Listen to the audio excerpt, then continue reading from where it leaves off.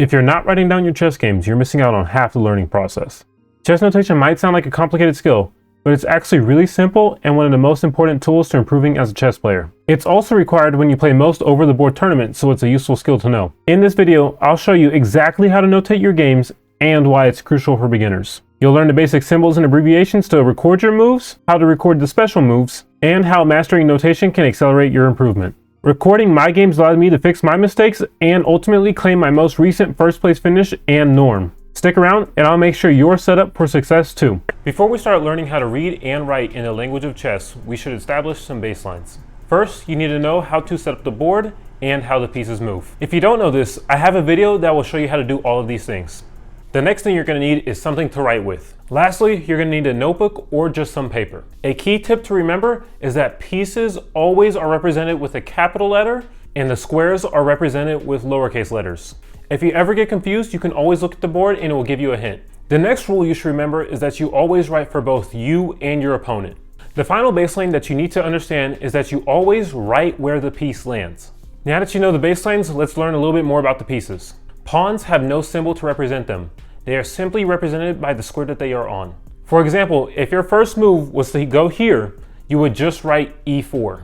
Next up, we have the knights. Even though knights is spelled with a K, you would always write it down with the N. A good way to remember this is to write how it sounds. If I move my knight to this square, this would be represented with NF3. Next, we have the bishops. Bishops are represented with a capital B. If you were to move your piece to this square right here, this would be represented with BF4. Next up, we have the rooks. Rooks are represented with a capital R, and if I were to move the rook to this square right here, this would be RC1.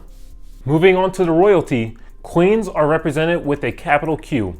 If I were to move my queen to this square right here, this will be represented as QB6. Last but certainly not least, we have the king. Kings are represented with a capital K. If I were to move my king over to this square right here, this would be KB8. A quick caveat to keep in mind, if two similar pieces can move to the same square, make sure to specify which piece is moving by writing down the letter or the number of the piece it is moving from. For this scenario right here, I'm moving my G knight to F6, so I would write capital N, lowercase g, F6. If two similar pieces are on the same file, you can also specify by the rank they are on. For this scenario right here, I have two rooks on the D file, so I'm going to specify saying R8 D7. Now let's take a look at how you notate captures. When a piece is captured, you will always notate this with an X. When you are notating pawn captures, all you have to do is record what file the pawn is on, and then follow this up with the square that is going to. In this scenario right here, I would write lowercase d x e4. When any other piece captures, you will always write the letter that represents that piece, X, the square that is capturing on. For example, the knight recapturing in this scenario would be capital N, X, E4. Now that you understand the basics of notation, it's also important to learn how to write down the special moves of chess. The first special move we're going to look at is castling. Castling kingside, or the short way, is represented by OO. An easy way to remember this is to look at how many squares the rook has to move. In kingside castling, the rook has to move 2 squares. On the other hand, on the queenside castling, the rook will have to move 1, 2, 3 squares total. The next special notation is checks. Every single time the king is put in check, you will write a plus at the end of the move. This move right here would be represented as RE8 plus.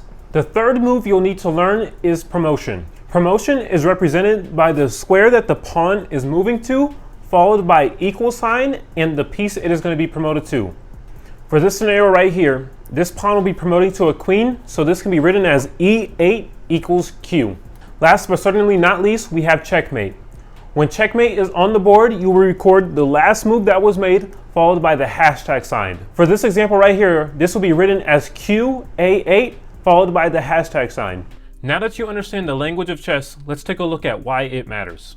For starters, documenting your move is required in all official tournaments. Whether hosted by FIDE or your country's governing body, it's most likely required that you document your games. The next reason why it matters is that it shows a proof of victory. Chess notation is kind of like a receipt for your game. It shows everything that happened and explains it very clearly. There is no room for guessing, as the notation will clearly show how the game ended. The third reason that notation matters is because of threefold repetition. To determine if a position has been reached 3 times, it would be very difficult to try to remember everything from memory. However, with a scorecard, you can go back and replay the game accurately. This will allow you to spot repetitions easily and efficiently. Similar to the last reason, the 50 move rule also is easier to apply if the game is written down. Last, but arguably the most important reason, is because it's anti-cheating mechanisms. If you write down you and your opponent's move, there is now no room for error. A long time ago, when I played chess in scholastic tournaments, we were not required to write down our moves. A teammate of mine lost his game because his opponent cheated, but there was no way to prove it. If my teammate had written down his moves, this would have never been an issue though, as he could clearly point out where the mistakes were made. Now that you understand why it matters, let's take a look at how it can improve your chess. The first reason is that you will now be able to understand when others speak about chess. Oftentimes, commentators will explain their lines, and if you don't understand chess notation, you could get lost. Another way you can improve your chess from learning this skill is the ability to read books. Chess books are filled with notation, and if you don't understand how to read and write in it, it could be difficult to follow along. The third reason chess notation is an important skill to master is because it allows for clear visualization and calculation.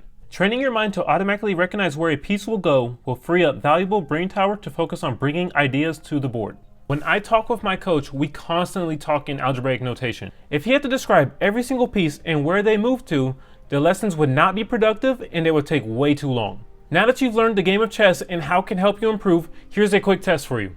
How would you notate these 3 positions? Let me know in the comments. Thank you very much for watching. Please like this video if you found it helpful or want more educational content. Peace.